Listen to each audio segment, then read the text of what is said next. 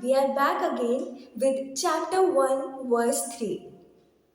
हे आचार्य, पांडु पुत्रों की विशाल सेना को देखिए, जिसे आपके बुद्धिमान शिष्य द्रुपद के पुत्र ने इतने कौशल से व्यवस्थित किया है। दुर्योधन केवल द्रोणाचार्य के पास क्यों गए और उन्होंने ये शब्द क्यों प्रयोग किया, द्रुपद के पुत्र? इसे समझने के लिए हमें द्रुपद और द्रोणाचार्य के चाइल्डहुड में जाना होगा।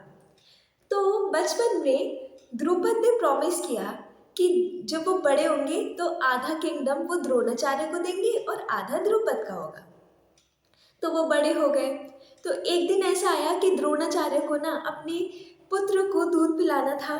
उनका पुत्र रो रहा था पर उनके पास नहीं था दूध पिलाने के लिए। तो उन्हें अब द्रुपद का प्रॉमिस याद आया। तो वो द्रुपद के पास गए, not for the sake of kingdom but for just one cow. पर द्रुपद ने उन्हें इंसल्ट करके उन्हें भगा दिया, द्रोणाचार्य को भगा दिया। तो ये बात कौरव और पांडव को पता चली। तो वो गए द्रुपद के पास युद्ध करने के लिए। तो पांडव ने क्या किया, उन्होंने अपनी टैक्टिक्स और बुद्धिमत्ता से द्रुपद को द्रोणाचार्य के चरणों में लाकर रख दिया। तो अब फिर द्रोणाचार्य ने बोला, अब तो मुझे केवल एक गाय नहीं चाहिए, मुझे अब आधा किंगडम चाहिए। ठीक है, तो उससे द्रुपद को बहुत गुस्सा आया। उन्होंने यज्ञ किया और उससे द्रौपदी और धृष्टद्युम्न दो लोग पैदा हुए।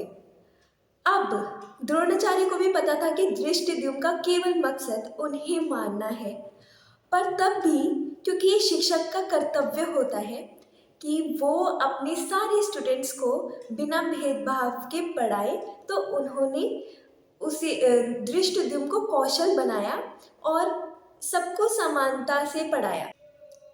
कहीं ना दुर्योधन को ये डर है कि द्रोणाचार्य, क्योंकि उनका बेस्ट स्टूडेंट है अर्जुन, तो वो इमोशन में आकर कहीं ऐसा ना हो कि वो सेंसिटिव हो जाए और इतना अपना बेस्ट ना दे पाए। इसलिए वो सारी चीज़ें याद दिला रहा है कि क्या क्या हुआ था, और जिससे कि उनमें थोड़ा एंगर आए द्रोणाचार्य में, वो अपना बेस्ट दे। तो ये है चैप्टर 1 श्लोक 3 में। आई होप आपको समझ आया होगा। तो stay tuned, stay connected. Radhe Radhe.